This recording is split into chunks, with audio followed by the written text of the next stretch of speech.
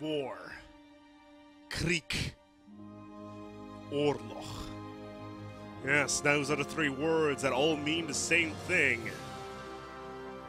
They are happening right now here in the Netherlands. One of the largest fights that we have seen so far in our game. We're going to quickly jump over as soon as we get underway. We'll be loading in under Portugal right off the bat.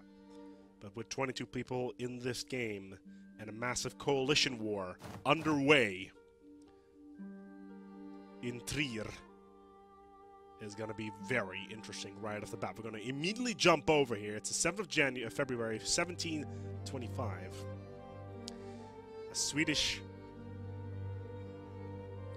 The entire Swedish army descending upon the Netherlands. We're going to quickly jump over towards Holland as soon as we possibly can. There they are. There's the fight as we were talking about. And my god, the Dutch seem to be winning this fight at the moment. Actually, looking here at the Swedes, they got a 128 discipline versus 110 discipline. With all of these troops moving in as much as they possibly can. But where are the Austrians? Can the Austrians reinforce 300,000 troops? This is pretty much all it is. Will the Swedes be able to hold back? They have a troop advantage. The Danish just have to retreat a bunch of their troops. It appears that may have just disengaged as well. Very interesting. The massive slaughter of troops underway, and all of a sudden a ton of Dutch mercenaries have pretty much spawned in the middle and are moving in as fast as they possibly can. Holland has won the fight of Trier with this massive force of Ming falling back towards Germany, and I think that during the break I saw little groups of people in the hallway saying, you know what, we should probably disengage from this fight, fall back to a tactical position, reform our armies, and then re-engage. That's exactly what they're doing right now. The positioning was unoptimal, and the Dutch managed to win this fight, the first big fight of this war that they managed to win, losing out in the first one, which was a good 200,000 versus 200,000 troops. This time it was 300,000 to about 400,000 as well, with the Austrians, the Dutch, and the French jumping into this absolutely massive war. Now, who is actually in this war? Netherlands, Austria, France, Spain, and that is it, versus the Danes, Byzantium, Chagatai, Georgia, Malaya, Ming, Muscovy, Poland, Portugal, and Sweden. That is a massive, massive stack of troops. Look at these cannons. 200,000 artillery, 30,000 cavalry, 200,000 infantry. Let's take a look at the other side, what they have. 600,000 infantry, 400,000 artillery, and 100,000 cavalry. On paper, they have 1 million troops.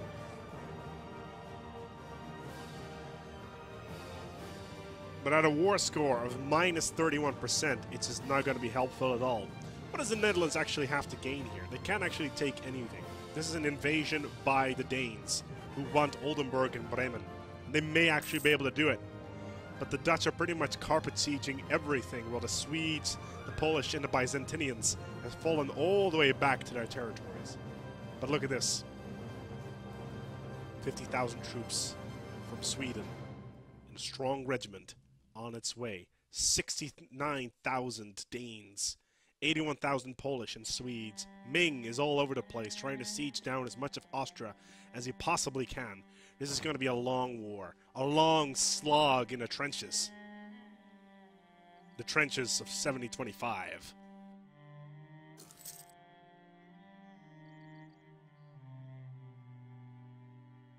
Still,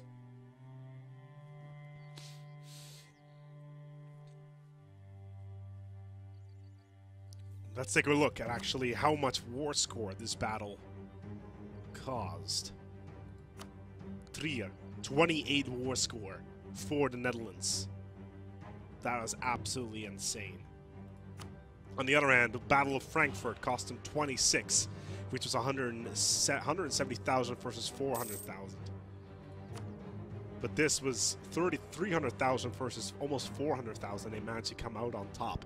That is a huge, huge, huge fight there, to say the least.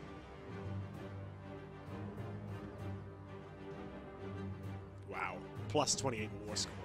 Still, right now, the Netherlands are at a minus 44 war score here, and another big fight has broken out with the Danes at a disadvantage. And again, it's Simon van Winkel, 5'6" leader here that should be able to take down these Danes fairly easily. But look at that roll. Look at that.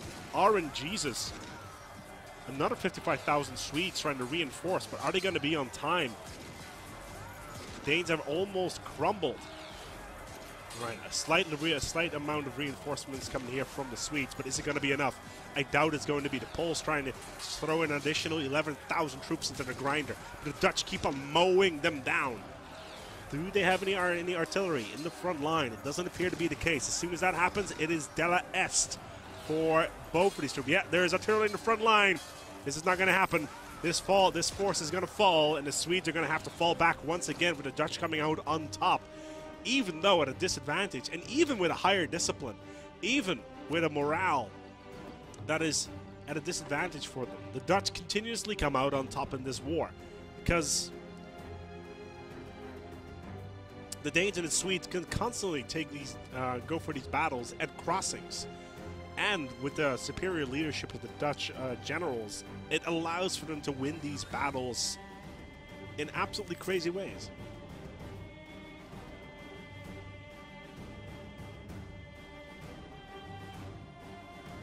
Absolutely insane. Absolutely insane what we're seeing right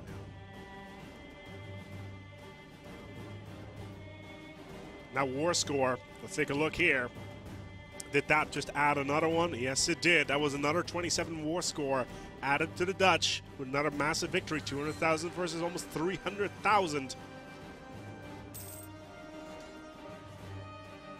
Let's take a look, actually, here at the army size for the Netherlands. Still about 500,000 troops. Let's take a look at the Danes. Danes, still over 1 million troops. But where are all these troops? Are they all in the east? Are they all in the New World? Well, there is about 50,000 here. Where are their other troops? Well, Malaya, obviously, has not been able to join this war at all. Ming has managed to move all their troops around, but Malaya has almost 150,000 troops unallocated for that they just cannot seem to deploy in the European theater. And the Spanish have come in. They're slowly sieging down all the territories again, just so Holland can get more manpower out of their provinces. And of course, there's Dutch peasants that decided to join in as well. On top of that, the Dutch have a massive pool of money. Almost 10,000 ducats in the pool that they can use to get more and more mercenaries. They're only losing 5 ducats a month. It's peanuts on how much money they're losing a month.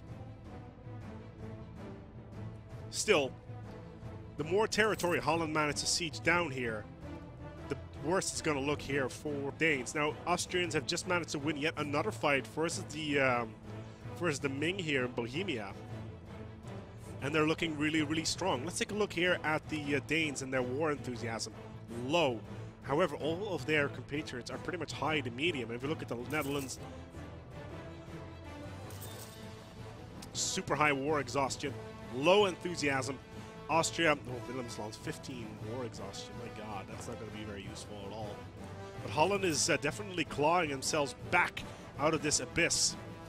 This is what historians have very frequently called with much passion as a Dutch double. Somebody in the chat said a Dutch oven, but you know, we can't have that sort of language here on the stream. Still,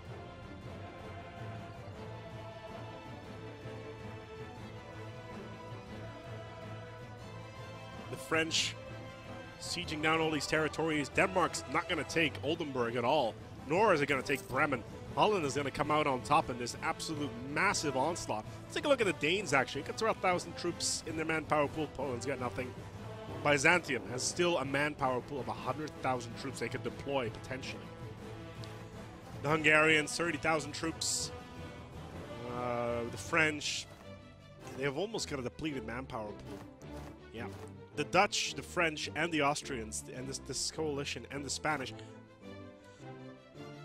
the only ones that actually have any sort of manpower pool remaining is the Spanish, and they still have 60,000 troops on standby, as they do have reserves, as Longshanks would say. I see. One moment, I need to turn off my Steam overlay.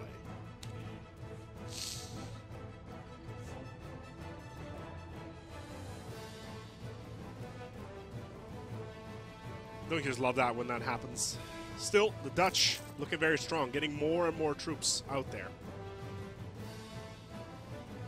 Are these all? Yeah, they're all mercenaries. The Dutch are just getting mercenaries after mercenaries after mercenaries, and do their ideas support that sort of thing? Not really. They haven't really gone for any ideas that support mercenaries,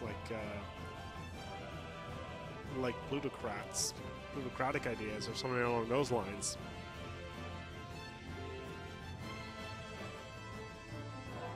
Their administrative ideas. Still, with offensive ideas, quantity ideas, and innovative ideas allows them to pretty much get them any troops whatsoever. So Egypt, what is Egypt doing right now? Egypt's at war with Byzantine, and Muscovy, and Poland, and Sweden. Looks like the Egyptians are trying to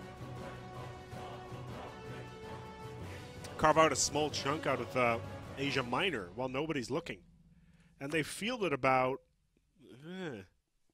60,000 troops. Very small army. They've managed to win the battles, but is it going to be enough? Another engagement here. Dutch trying to reinforce. First it is Danish fight. Let's take a look if we can see what the Dutch are up to here. Again, Simon from Wingle. You badass. You beast. Managing to hold versus these Danish oppressors. 200,000 troops versus 60,000 have been thrown into the blender, and now even the Spanish have decided to join in versus the Ming. This fight's gonna get lost, but they're gonna be able to reinforce this Ming line right here. This could be a very dangerous situation, to say the least. Very dangerous, to say the least.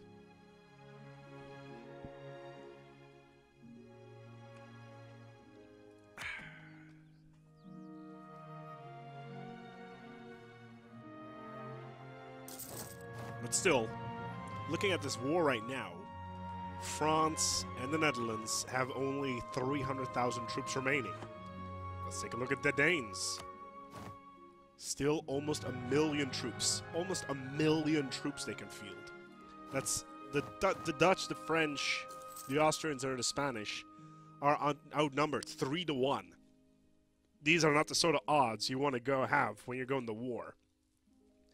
Let's take a look at their fleets. France right now has about 145 two-deckers. The Dutch, on the other hand, have about 60 deckers, most of three-deckers even. But look at their generals. That's ridiculous, their generals. The Danes probably have... What are their generals are not even close. The Dutch have some of the best generals in this game. However, it's not going to be enough. Let's take a look at the ledger here.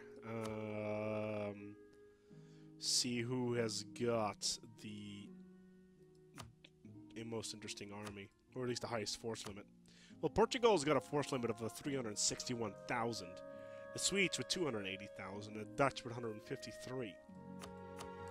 But so far, the Portuguese, well, Ming with 180,000 troops. Holland's not even in the top 10 anymore. Netherlands not looking good at all. The French are here with 100,000 troops, but it's just not going to help at all. Navy-wise, let's take a look at heavy ships. Most of them are in France. Malaya has got 49. New Netherlands got 12. But the French will be able to dominate the sea.